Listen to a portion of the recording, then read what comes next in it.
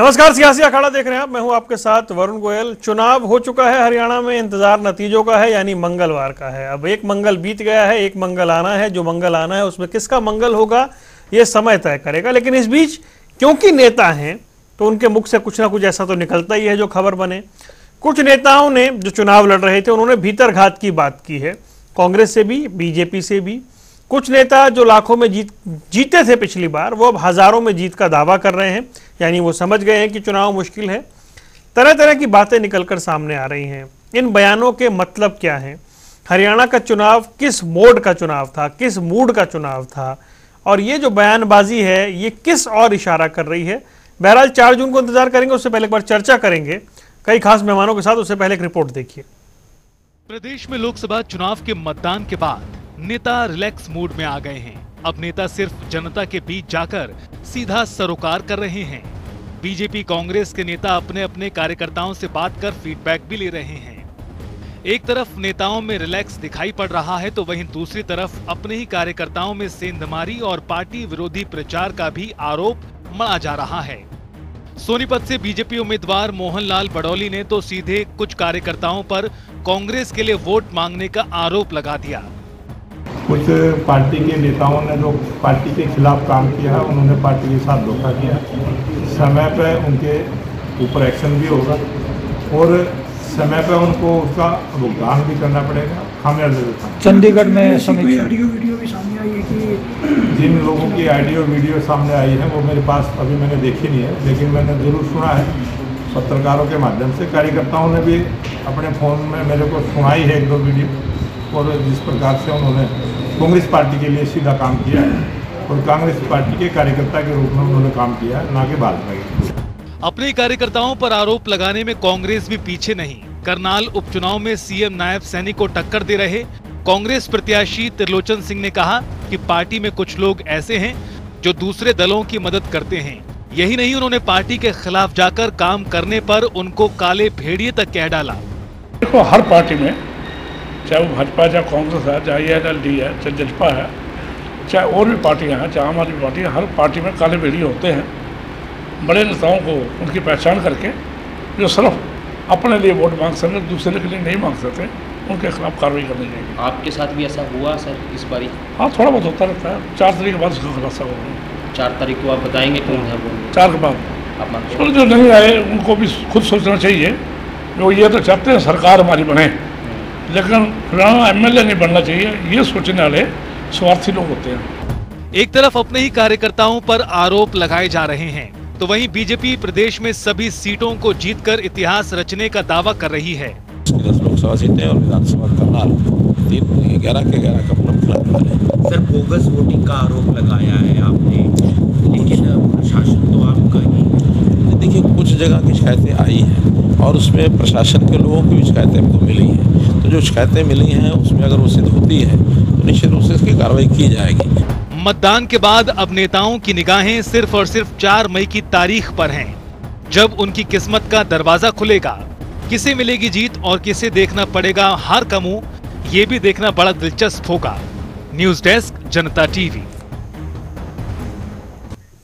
चलिए, कई खास मेहमान हमारे साथ जुड़ गए हैं। यशपाल बत्रा भारतीय जनता पार्टी का पक्ष रखेंगे, मनीष खटाना कांग्रेस से हैं, विकास मेहता इंडियन नेशनल लोकदल के प्रवक्ता हमारे साथ जुड़ गए हैं, और थोड़ी देर में हमारे साथ दीप कमल सहारन जुड़ेंगे JJP से। आप सभी का स्वागत है।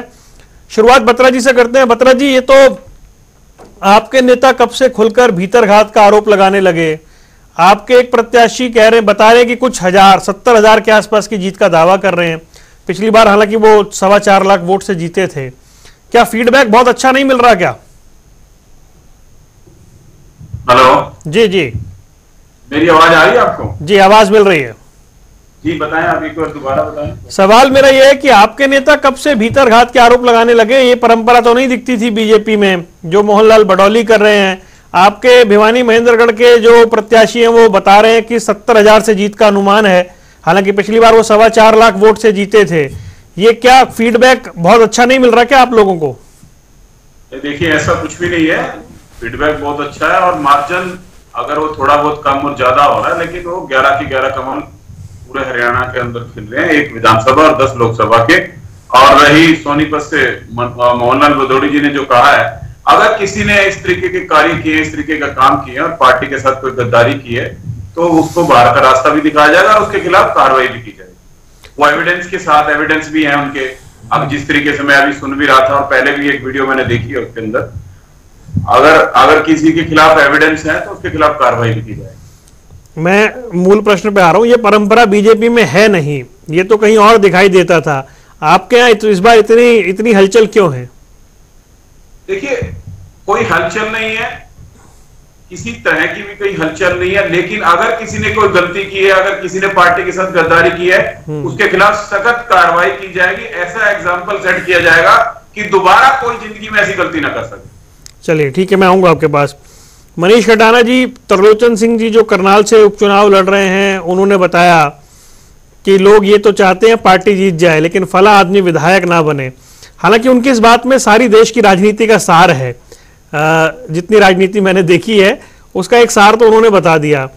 आपके यहाँ तो खैर काली भेड़ वाली परंपराएं, कांटा निकालने की परंपराएं जैसे शब्द हम सुनते रहे हैं, तरलोचन जी भी खुल के बता रहे हैं, जेपी जी का भी एक बयान सामने आ रहा है, सब कुछ ठीक ठाक है, ऑल इज वेल?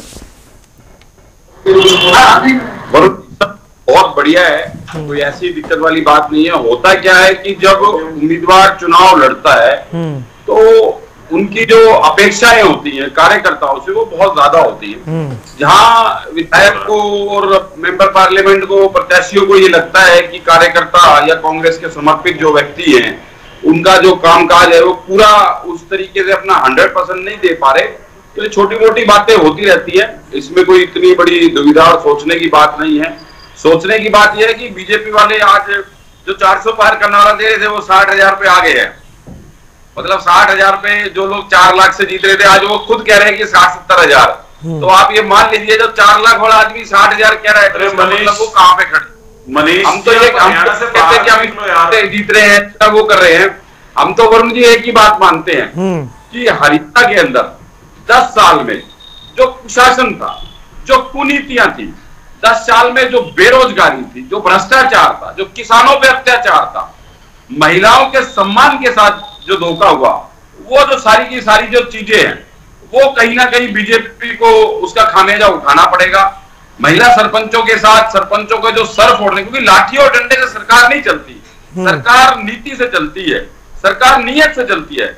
ना तो इस सरकार की नीयत थी, ना इस सरकार की नीति थी। अगर नीति होती तो शायद अग्निवीर आज हमारे देश में नहीं होती। अगर सरकार की नीयत होती तो 750 किसान शहीद नहीं होते। अगर नीयत होती तो जंतर मंतर पे देश की बेटियों को बैठना नहीं पड़ता। और अगर सरकार वास्तव में 400 पार थी और मौजी मेहदी कहीं चल रहा था तो उसी ब्रिजभूषण के लड़के को टिकट देने का क्या मतलब है? मनीष भाई, इनके पास अब चुनाव हो गया, अब तो वोट डल गए ना, छोड़िए अब वोट डल गए। अब तो 4 तारीख को, ये तो आज की जो चर्चा है वो तो इन आरोप प्रत्यारोप पे है कि कहां कहां बगावत हुई, कहां कहां भीतरघात हुआ। मैं आपकी बात से सहमत हूं। हरियाणा से बाहर रुके वो तो वही रहेंगी। ठीक है, ठीक है, वही रहेंगे। चलिए ठीक है, मैं आऊंगा आपके पास, फिर आता हूं ना। दीप कमल सारण हमारे साथ जुड़ गए। दीप कमल, देखिए बीजेपी कांग्रेस के नेताओं के बयान आ रहे हैं, फिलहाल जेजेपी से तो ऐसे बयान नहीं आ रहे हैं, आप क्या फीडबैक मानकर चल रहे हैं? न जीत की चिंता, न हार का भय जैसी परिस्थिति है, या आपको लग रहा है कि कुछ होने वाला है? नहीं, एक तो आपने ये ठीक किया कि कांग्रेस पार्टी के प्रवक्ता को चुनाव प्रचार से रोक दिया, उनको बता दिया कि हरियाणा में तो वोट पड़ चुके हैं, अब उन बातों को दोहराने से कोई तो ईवीएम में बढ़ोतरी नहीं होने वाली है वोटों की जी। और सारी बात ये है जो भारतीय जनता पार्टी ने 10 साल में किया, खासतौर से हरियाणा में केंद्र सरकार से, तो मैं ये मानता हूं कि अभी पिछले 2 महीने में जिस तरीके की लाइन लेंथ बिगड़ी राष्ट्रीय स्तर के नेताओं की, कांग्रेस पार्टी के, भारतीय जनता पार्टी के नेताओं की, प्रधानमंत्री से लेकर, उसकी वजह से लोगों में अविश्वास की स्थिति पैदा हुई बीजेपी के लिए। लेकिन हरियाणा में 10 साल के दौरान खासतौर से मुख्यमंत्री मनोहर लाल जो उस वक्त थे उनके स्तर पर, या जो मंत्री रहे, उन लोगों ने जो दूरी बनाई आम जनता से और जो उनका व्यवहार दिखा बहुत सारे वर्गों के लिए, उसमें जातिगत वर्ग भी हैं और गांवों के लोग भी हैं, हरियाणवी मूल के लोग भी हैं, कई तरीके के एंगल से अगर उसको लोग अपने नजरिए से बांटना चाहते हैं, देखना चाहते हैं, उन सभी में जो निराशा देखने को मिली, एक संवेदनशीलता की लोगों के प्रति, जो कमी देखने को मिली, उससे कहीं ना कहीं लोगों ने मन बना रखा था कि एक बार मौका मिले तो फिर हम थोड़ा करके देखते हैं, इनको अकल ठिकाने लगा के देखते हैं। वो भाव हमें बहुत जगह देखने को मिला है। कांग्रेस पार्टी का जो अच्छा प्रदर्शन रहेगा, जो मुझे लगता है कि 3-4 सीटें या 5 सीटों तक कांग्रेस पार्टी जा सकती है, उसमें कांग्रेस पार्टी के हरियाणा के नेताओं का कोई योगदान नहीं है, सिवाय इसके कि वो 10 साल तक कांग्रेस पार्टी में ही बैठे रहे, ये इंतजार करते रहे कि एंटी इनकम्बेंसी इतनी बढ़िया हो जाएगी कि लोगों को जो दूसरा विकल्प दिखेगा उसकी तरफ लोग अपने आप आ जाएंगे। क्योंकि 5 साल पहले यही कांग्रेस के 10 चेहरे, बड़े बड़े चेहरे, 6-6 लाख से, 5 लाख से, 1.5-2 लाख से भूपेंद्र सिंह हुड्डा जी, और जिनको कहते थे कि कोई नहीं हरा सकता वो दीपेंद्र हुड्डा जी, वो सारे के सारे लोग ही हारे थे यहीं पर। तो वो अपनी पार्टी की तरफ से कोई कोशिश नहीं कर रहे थे जीतने की, उसकी इस इंतजार में जरूर थे कि हाँ बीजेपी गलतियां करे, बीजेपी के नेता अलोकप्रिय हो तो फिर हमारा नंबर आए। और ये देश की स्थिति ऐसी है कि ध्रुवीकरण जो है राजनीति का वो हो चुका है, 2 धुरियां बन गई है, चाहे वो 2 अलायंस बनने से और ज्यादा प्रबल हो गई है कि एक एनडीए अलायंस है और एक इंडिया अलायंस है। जो अलायंस का गठन हुआ इंडिया अलायंस का खासतौर से, उससे भी जो 2 ध्रुव है वो राजनीति के तय हो गए कि जो छोटे बड़े दल हैं उनको भी पहचान लो कि ये उसकी तरफ है कि उसकी तरफ है, इधर नहीं है तो फिर दूसरी तरफ होगा। ये लोगों ने माइंडसेट कर लिया। जैसे हमारी पार्टी के बारे में भी, क्योंकि हम कांग्रेस पार्टी के कभी साथ जाने की नहीं सोचते हैं, उनके साथ नहीं कभी अलायंस करने की सोचते हैं, वैसे तो हमें भी लोगों ने गिन लिया कि ये भी देर सवेर पहले बीजेपी के साथ थे, आगे भी बीजेपी के साथ जा सकते हैं। तो लोग राष्ट्रीय स्तर पर इधर या उधर देखना चाहते हैं, और जब इधर वालों से नाराज हो जाए तो उधर वालों के वोट बढ़ जाते हैं बिना बताए, बिना कोई कोशिश किए, बिना कोई प्रयास किए। तो वो स्थिति है, उसमें मुझे लगता है कि एक अच्छा संतुलन बनेगा।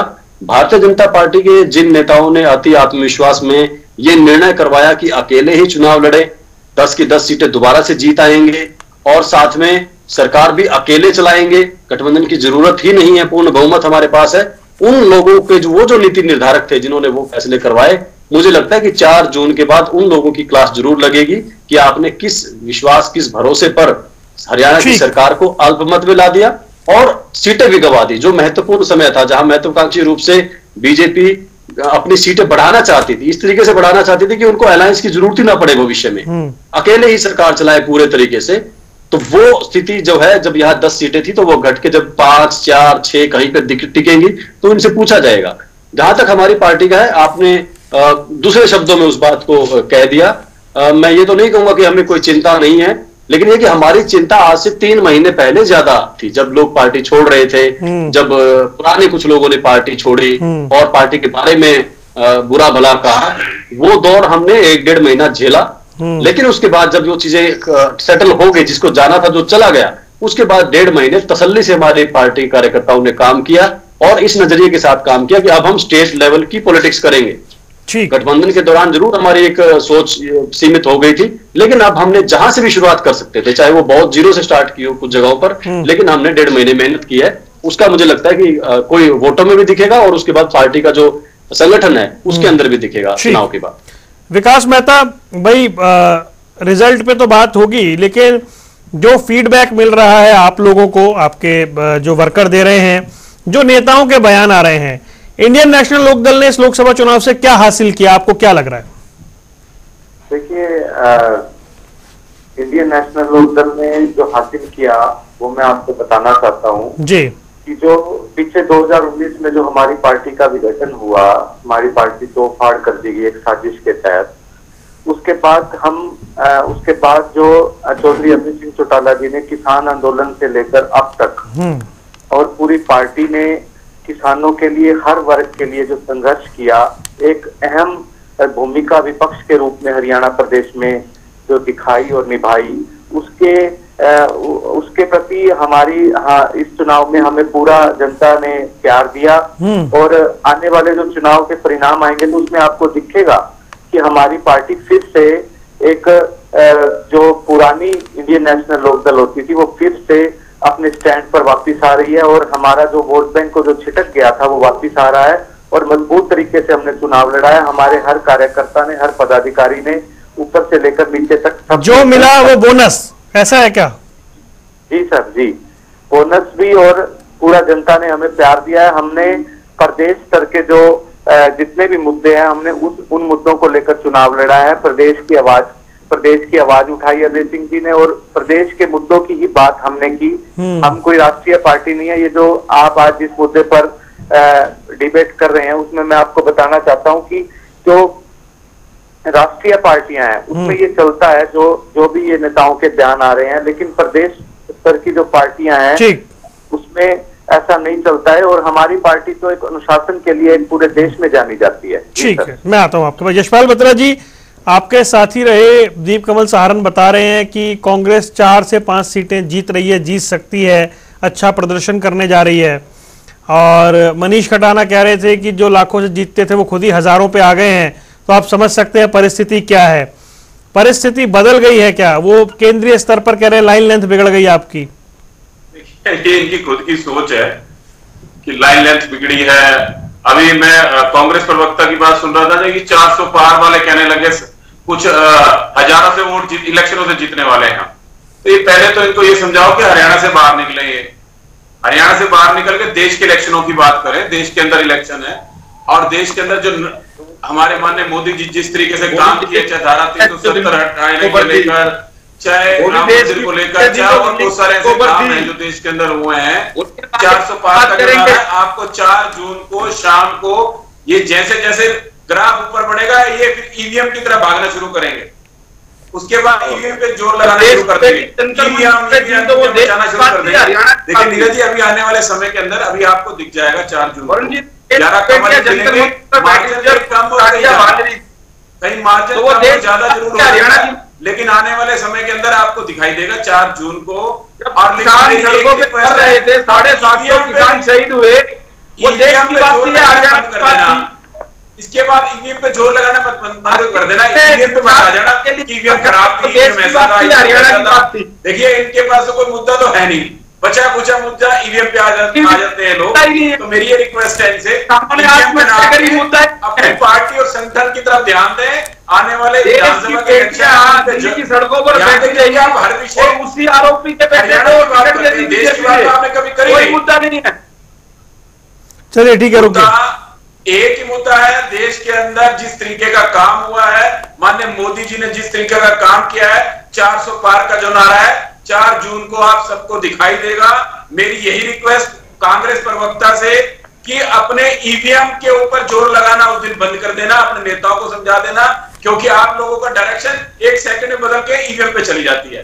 क्योंकि आप जहां से हारते जाओगे, हारना आपने सब जगह से है, लेकिन जहां हारते जाओगे वहीं शुरू हो जाएंगे ईवीएम पे दोष देना शुरू कर देंगे। तो मेरी वो रिक्वेस्ट है, ईवीएम पे ना देना। 11 राज्य की सरकार तोड़ी दीजिए ना, कर्नाटक तोड़ने वाले तो ये बात कर रहे हैं। कैसा है आपस में गुटबाजी कितनी है, उन पे ध्यान दीजिए, रिक्वेस्ट है। दूसरी पार्टियों पे ध्यान। अच्छा, रुकिए। अरे रुकिए, अभी कहाँ लड़ने का मौसम है? रुक जाइए ना, अभी तो आप पूरा लंबा चुनाव लड़के रुके लड़ नहीं रहे, ये तो विषय है। अगर मैं तो एक रिक्वेस्ट ईवीएम की बार बार कर रहा हूं इनसे कि ईवीएम पे दोष मत देना, उनको ईवीएम को दोष मुक्त रखना, ये रिक्वेस्ट है। चलिए ठीक है, मंगलवार बहुत दूर नहीं है भाई। मनीष भाई, मुझे एक बात बताइए, मैं मूल प्रश्न पर आता हूं। जैसे अभी दीप कमल कह रहे थे कि अगर आप अच्छा परफॉर्म करते हैं, हालांकि उन्होंने भविष्यवाणी कर दी है कि आप अच्छा करने जा रहे हैं, अगर आप अच्छा करते हैं तो उसमें हरियाणा के नेताओं का योगदान नहीं है, एंटी इनकम्बेंसी का योगदान होगा। देखिए वरुण जी, मेरे भाई ने दीप कमल जी ने 2-3 बातें कही। एक तो उन्होंने कहा कि हमने 1.5 महीने में रिचार्ज कर लिया, हमारे कार्यकर्ताओं ने, वो ये 1.5 महीने में रिचार्ज हो गए। हम 10 साल से भूपेंद्र सिंह हुड्डा जी जो विधानसभा के अंदर 10 साल से सवाल पूछ रहे हैं, जो दिल्ली राज्यसभा में हमारे मेंबर पार्लियामेंट दीपेंद्र सिंह हुड्डा जी सवाल पूछ रहे हैं, उसका कोई मतलब नहीं। मेरे भाई 5 साल में रिचार्ज नहीं हुए थे क्या मनीष जी? पिछले 5 साल में रिचार्ज नहीं हुए थे 2019 वाले में? मनीष भाई सर, एक मिनट, रिचार्ज कहाँ चला गया था? 10 साल से आप लोग संघर्ष कर रहे हैं, आपने नाम गिनवाए सिर्फ 2 नेताओं के। ये तो जाति करता है अपनी पार्टी। तीसरे का नाम गिनवाए नहीं सकते, यही तो गड़बड़ है। जो हमारे नेता है, जो सीएलपी लीडर है, जो सड़कों पर है, जिनके उसमें चुनाव लड़ा जा रहा है, जिनके अनुरूप हमारी आज 10 की 10 टिकटें हुई, पूरा हरियाणा में और नेताओं ने भी मेहनत की होगी। हरियाणा में विपक्ष के कांग्रेस के और नेताओं ने तो मेहनत की होगी। 2019 में क्यों हारे थे दोनों पिता पुत्र? मैं एक बात कहता हूँ, तब रिचार्ज नहीं किया था आप लोगों ने? उपचुनाव हुआ, भूपेंद्र सिंह हुड्डा जी ने लाके अपने उनको चुनाव लड़ाया, तो इनके लोगों ने कहा जी वो कौन व्यक्ति है, हम तो किसी को जानते नहीं। तो भूपेंद्र सिंह हुड्डा हरियाणा में वो शख्सियत है जो किसी भी व्यक्ति को चुनाव लड़ा सकता है, उसको विधायक बनाने की ताकत रख सकता है। तो जो व्यक्ति किसी को विधायक बनाने की ताकत रखता है उसको नेता मानने में दिक्कत क्या है? मुझे तो कोई दिक्कत नहीं है। खुद क्यों हार गए थे? मैं कह रहा हूँ दोनों क्यों हार गए थे 2019 में? दोनों क्यों हार गए थे? अगर विचार जितना बढ़िया करते हैं चुनाव कैसे राज्यसभा क्यों भेजना पड़ा फिर बेटे को? शासन से, सरकार से रात को 4 बजे तक कोर्ट में चले जाते भाई। और कोर्ट में आप तो सरकार में रहे 4.5 साल मलाई खाने के बाद। अब जैसे वो बीजेपी वाले कह रहे थे कि ईवीएम को दोष मत देना, वही आप ईवीएम की बजाय दलबल को और सरकार को दोष दे रहे हो। युवाओं की नौकरी 2019 में क्यों हारे? अब कह रहे हो ना कि दलबल का इस्तेमाल हो गया, सरकार थी तो वही काम ईवीएम में कर दिया आपने कि ईवीएम नहीं तो फिर ये सही, कोई ना कोई बहाना तो बनाना ही हुआ। क्या किसानों का सम्मान हुआ? अच्छा एक चीज पूछ लेता हूँ मैं आपसे, एक चीज पूछ लेता हूँ मनीष जी, एक चीज पूछ लेता हूँ। अच्छे हिमायती है, अच्छे वकील है उनके, मैं आपसे एक चीज पूछ लेता हूँ। आज हरियाणा की मनीष भाई सवाल पूछ रहे हैं, वो 1 मिनट मनीष भाई सवाल पूछ रहे हैं आपसे, सवाल पूछ सिर्फ मनीष भाई एक सवाल पूछ रहे हैं आपसे। आंदोलन में कहा, अरे यार ऐसे ना करिए, सवाल पूछ लेते हैं, सिर्फ एक सवाल भूपेंद्र सिंह हुड्डा जी के आप 100% हिमायती है। मनीष जी को सिर्फ सवाल पूछ रहे। मनीष भाई ऐसे नहीं रुको, एक सवाल पूछ रहे हैं ना, सिर्फ एक सवाल कि 2005 में हुड्डा जी को 67 एमएलए मिले थे, वो घट के उनकी लीडरशिप में 40 और फिर 15 रह गए। 9 सांसद थे, फिर वो घट के 1 और घट के 0 हो गए। 2014 में हारे, 2019 में दोनों हारे, बीच में 2 राज्यसभा के चुनाव आए, आर के आनंद का और अजय माकन का, वो हारे। क्या इतिहास में भूपेंद्र सिंह हुड्डा ने कभी किसी मौके पर यह जिम्मेदारी ली है कि इस हार के लिए कांग्रेस पार्टी की मैं जिम्मेदार हूं? आज तक जिंदगी में उन्होंने किसी हार के लिए जिम्मेदारी ली हो तो मनीष जी आप बता दीजिए। और अगर एक छोटा सा सरपंच जी का चुनाव भी जीत जाए तो सहरा फटाफट से भूपेंद्र सिंह हुड्डा जी के नाम का बना लेते हैं। मेरा सवाल यह कि उन्होंने कभी जिम्मेदारी ली है क्या किसी हार की? और 2014 में 3 साल से 4 शहरों में जुड़ी, हम विकास की बात करते हैं। चुनाव तो हार जीत जब भी हारे उसमें से कभी जिम्मेदारी ली है क्या? चुनाव हार जीत की बात नहीं है, बातचीत है विकास की।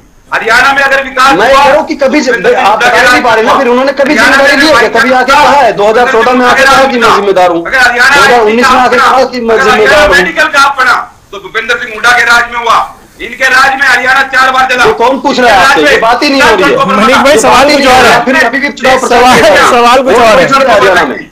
आप रट्टा लगाए हुए हो, कैसेट चेंज नहीं करिए, कैसेट चेंज करो। भूपेंद्र सिंह हुड्डा मतलब कांग्रेस हरियाणा में जिंदगी में जिम्मेदारी ली है किसी हार की? हुड्डा साहब ने 10 साल में काम किए या नहीं किए उसकी बात करते हैं। कितने बिजली के पावर प्लांट लगाए, कितने छोड़ दीजिए मनीष भाई रुक जाइए, वही टेप चला दो आप। रुक जाइए प्लीज, मैं लौटूंगा आपके पास। लगता है विकास से जो कनेक्शन है वो टूट गया, वापस लौटेंगे। यशपाल बत्रा जी जल्दी से ये बताएं मुझे कि अब जब ये दावा किया जा रहा है आपके विरोधियों की तरफ से कि आपका मामला थोड़ा सा गड़बड़ है, आपका वोटिंग परसेंटेज थोड़ा डाउन जा सकता है, सीटें जो है वो 10-0 होंगी इसकी संभावना कम जता रहे हैं आपके साथी, और आपके कुछ नेताओं के बयान भी आए ना, जैसे अरविंद शर्मा जी ने कहा जी बोगस वोटें डल रही हैं रोहतक के अंदर, उनको रुकवाया जाना चाहिए, या फिर जैसे किसी ने भीतरघात की बात कर दी बडौली जी ने। रुके अरे मनीष भाई प्लीज ना, रुके ना, आऊंगा ना। बडौली जी ने भीतरघात की बात कर दी, ठीक है। आपके धर्मवीर जी बता रहे हैं 70,000, वो बता रहे हैं कि 70,000 वो मानकर चल रहे हैं कि वहां से जीत रहे हैं। उन्होंने 1-2 जगह बताया कि कहां गड़बड़ हुई है। तो ये चुनाव 2019 जैसा थ्रू तो नहीं है, ये तो मानिए आप। वरुण, ऐसा कुछ नहीं है। देश के अंदर जिस तरीके का माहौल बना हुआ है, मैं तो हरियाणा की बात कर रहा हूँ। मैं आ रहा हूँ हरियाणा के ऊपर ही आ रहा हूँ, देश के बाद हरियाणा के ऊपर आ रहा हूँ। ये पहले की बात करेंगे, देश में जाते नहीं, हम पहले देश हरियाणा उसी का हिस्सा है। हरियाणा के नेता बयान दे रहे हैं ना भाई, मैं तो उस पर बात कर रहा हूँ। के नेता के बारे में बात बता रहा हूँ मैं। जी बताइए। अगर कहीं पे मार्जिन कम और कहीं ज्यादा, अगर किसी ने कोई गलती की है हमारे संगठन और पार्टी के अंदर, अगर किसी ने इस तरीके का कार्य किया है तो उसके खिलाफ सख्त कार्रवाई की जाएगी। ऐसा काम किया जाएगा कि नहीं यशपाल भाई, आप मेरा सवाल नहीं समझे। ये बयान इंडिकेशन है क्या किसी चीज के? नहीं, कोई इंडिकेशन नहीं है। किसी तरह का इंडिकेशन नहीं है। 11 कमल खिलने हैं 4 जून को शाम को। मेरी रिक्वेस्ट साथी प्रवक्ता से, ईवीएम को दोष मुक्त रखना उस दिन, बस उस दिन संभाल के रखना। ईवीएम ने ठीक काम किया, ये दोष मुक्त रखना। हरियाणा के अंदर 11 कमल खिलेंगे, देश के अंदर 400 का नाम ले रहे हो, मैं कह रहा हूं किडनैप कर लिया। और इनसे रिक्वेस्ट है हरियाणा से बाहर निकले। ये देश के इलेक्शन है, इसके बाद हरियाणा के हैं, ये उससे बाहर निकलते ही नहीं है। हरियाणा से घोषणा किस नेता के, तभी हरियाणा के नाम पे वोट मांगे हैं, कौन से नेता के नाम के अंदर वोट मांगे? चलिए अब मैं सवाल को फ्लिप करता हूँ। जो दीप कमल ने कहा कि कांग्रेस अच्छा करने जा रही है, चलिए वो तो 4 जून को पता लगेगा। अगर ऐसा होता है तो मनीष, उसका सेहरा किसके सर बंधेगा हरियाणा में? देखिए जी, उसका सेहरा हरियाणा की जनता के सर बंधेगा, हरियाणा के किसानों का सर बंधेगा, जिसके सर फोड़ने का काम बीजेपी नहीं करा। हरियाणा के उन पहलवानों के सर बंधेगा। बढ़िया, दीपेंद्र सिंह हुड्डा ने आगे मैं कह रहा हूं ना, उसका काम ही नहीं चलता। उदय भान को भूल जाते हैं, औरों को भूल जाते हैं कि प्रदेश अध्यक्ष कोई है इनके पास।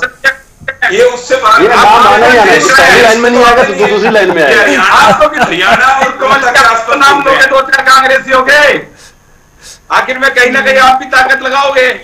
ठीक भाई दीप कमल, देखिए ये क्योंकि वन मैन शो है, ये भी तय है। टिकटों के बंटवारे ने भी दिखा दिया कि भूपेंद्र सिंह हुड्डा कांग्रेस में सबसे पावरफुल है, उनकी चली है। जैसे जैसे टिकट कटे, चाहे वो चौधरी वीरेंद्र सिंह का परिवार हो, चाहे वो इधर चौधरी बंसीलाल का परिवार हो, या और भी जगह आप देखें, चाहे कैप्टन अजय यादव हो, भूपेंद्र सिंह हुड्डा की चली है, ये मानना पड़ेगा भाई, इसमें तो कोई दो राय नहीं है।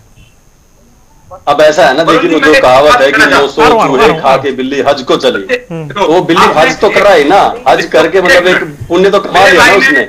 भूपेंद्र सिंह हुड्डा जी ने आर के आनंद को हरवाया, अजय माकन को हरवाया, उन्होंने कुलदीप बिश्नोई को कांग्रेस पार्टी से निकलवाया, राव वीरेंद्र सिंह को निकलवाया, चौधरी वीरेंद्र सिंह के परिवार को निकलवाया, कुलदीप बिश्नोई को निकलवाया। बड़े बड़े जो चूहे थे, बड़े बड़े जो नेता थे कांग्रेस पार्टी के, उनको निपटा के उसके बाद अगर मान लो अब वो अपनी चला रहे हैं तो फिर ठीक है, इसमें क्या दिक्कत है? कांग्रेस पार्टी की कमजोरी है, बाकी जगहों की उनको घूम फिर के उनके पास जाना पड़ा है। लेकिन हमारे साथ विचारघात हुआ तो ये भूपेंद्र सिंह हुड्डा की सोच थी, पता नहीं है, मतलब मुझे नहीं पता कि किसी इनसे पूछा था, मेरे से तो चुप ही नहीं होते हैं। रिचार्ज हो गया, कांग्रेस पार्टी में रिचार्ज कुछ ज्यादा हो गया। मनीष भाई सवाल, मनीष भाई मैं आ जाऊंगा ना, दीप कमल बोल रहे थे उनकी बारी है ना, फिर वो ओवरलैप होता मजा नहीं आता जी। दीप कमल कंप्लीट करिए। मैं वही कह रहा हूँ, देखिए भूपेंद्र सिंह हुड्डा ऐसा नहीं है कि कमजोर नेता है, मजबूत नेता है। अपने इलाके में उन्होंने 10 साल जो सरकार चलाई, उसमें जो क्षेत्रवाद का जितना हद कर सकते थे, उसकी बदौलत उन्होंने कम से कम 2-3 जिलों में तो अच्छा प्रभाव अपना बनाया है। वहां के लोग उनका एहसान मानते हैं इन चीजों में। और बाकी हरियाणा में भी बहुत से लोग ऐसे हैं जिनको टिकट चाहिए, टिकटार्थी हैं, और उनको उनका पलड़ा भारी दिखता है भूपेंद्र सिंह हुड्डा का, तो वो चाहे अनचाहे मन से उनके साथ लगे रहते हैं कि हाँ ये चीफ मिनिस्टर बनेंगे तो इनसे कुछ लेना है, या फिर टिकट बांटने का मौका आएगा तो ये हमें टिकट दिलवा सकते हैं। ये उनकी ताकत है। लेकिन उन्होंने जो ताकत हासिल की है, उसको हासिल करते करते उन्होंने हरियाणा में बहुत सारे कांग्रेसियों को निपटा दिया है, बहुत सारे दुश्मन पैदा कर लिए, ऐसे दुश्मन पैदा कर लिए कि वो अपने चुनाव में कहते हैं कि हमें इनको बुलाने की जरूरत ही नहीं और ये ना आए हमारे यहाँ। अब जैसे कुमारी शैलजा जी ने चुनाव लड़ा, उन्होंने खुल्लम कहा कि उनकी जरूरत ही नहीं है, मेरे को आना ही नहीं उन्होंने यहाँ पे, और किसी पोस्टर बैनर पे कहीं पे भी छोटे से छोटे जिला अध्यक्ष, हल्का अध्यक्ष का ना वो फोटो लगा लिया उन्होंने, लेकिन भूपेंद्र सिंह हुड्डा का फोटो नहीं लगाया कहीं पे भी। ये उनकी कमाई है।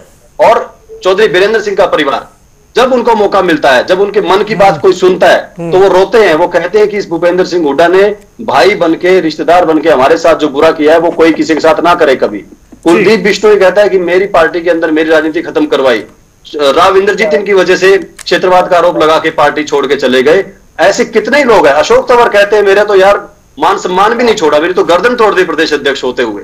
ये कमाई है भूपेंद्र सिंह हुड्डा की। इन सारी चीजों के ऊपर बैठकर, जैसे कहते हैं ना कि बहुत सारे उन चीजों को दफन करके उसके ऊपर अपना सिंहासन रखने वाले, वो भूपेंद्र सिंह हुड्डा हैं। उन्होंने खूब किया है, ये इसमें कोई दो राय नहीं है। मैंने एक कार्टून देखा था, वो मुझे हमेशा याद आता है। एक प्रमुख अखबार में कार्टून छपा था, जब भूपेंद्र सिंह हुड्डा जी उदय भान के लिए कुर्सी चाह रहे थे प्रदेश अध्यक्ष की, कि कार्टून में भूपेंद्र सिंह हुड्डा एक कुर्सी पे बैठे हुए और दूसरी कुर्सी उन्होंने सामने रखी हुई है उसके ऊपर पैर टिकाने के लिए।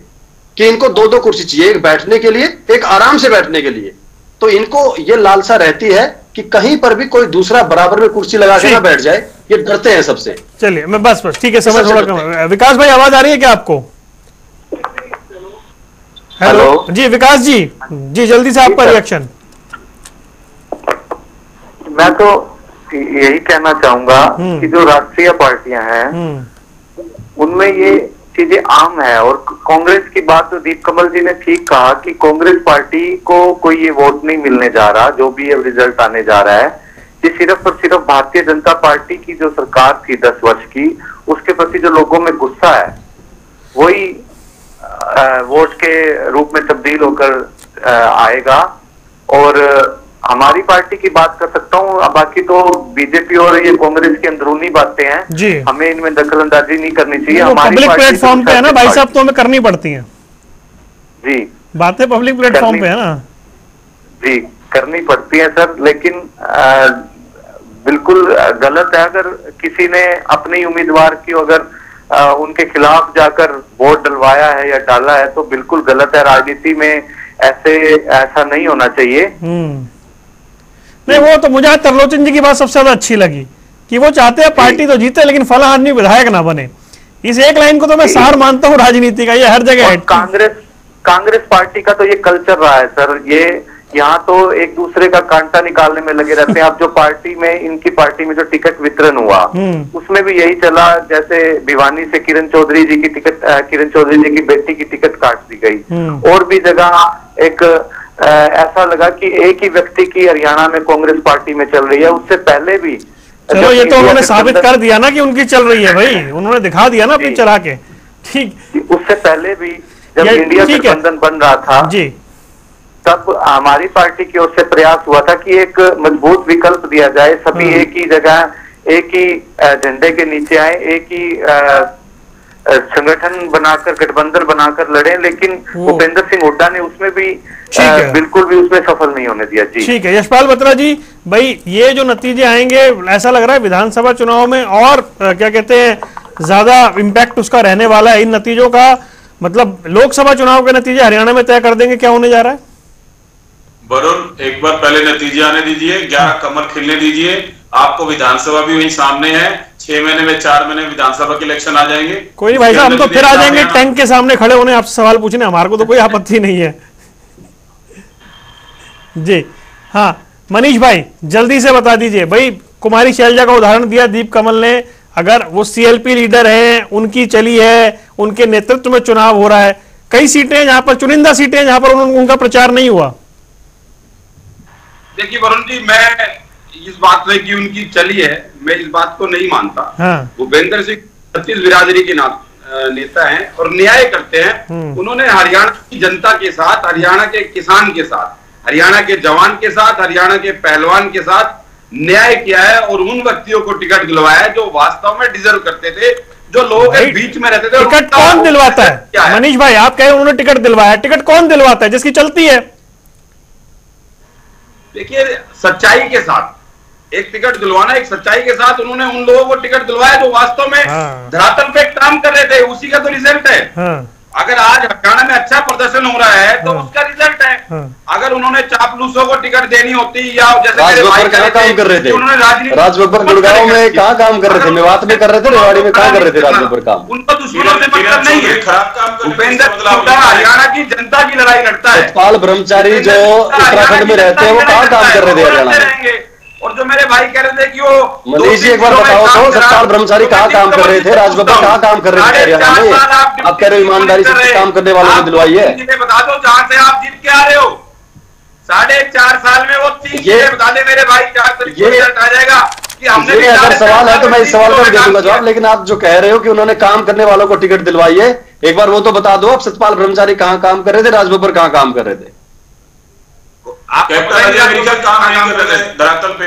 किरण चौधरी काम कर रहे थे, यूपी के प्रदेश अध्यक्ष थे, 5 बार के सांसद थे, 3 बार लोकसभा सांसद थे, 2 बार राज्य। हरियाणा में कहाँ काम कर रहे थे? अगर बाहर के लोग इतने पसंद है तो अजय माकन इतने बुरे कैसे लग गए कि उनको हरवा के भेजा आपने? बाहर के आनंद इतने खराब कैसे लगे कि भूपेंद्र सिंह हुड्डा ने उनको हरा के भेजा, अगर बाहर के लोग इतने अच्छे हैं तो? मोदी जी बाहर के हैं, अगर गुजरात से बनारस चुनाव लड़ रहे हैं तो। नहीं, ऐसा तो राहुल गांधी भी वायनाड से लड़ रहे हैं भाई, इसमें क्या हो गया। चलिए छोड़ देते हैं, समय ज्यादा हो रहा है। एनर्जी 1 तारीख की शाम के लिए और 4 तारीख के लिए बचा के रखते हैं। फिलहाल आप चारों मेहमानों का जुड़ने के लिए बहुत बहुत शुक्रिया। सियासी अखाड़ा देख रहे थे आप, रुकने कुछ देर के लिए, खबरों का सिलसिला लगातार जारी है।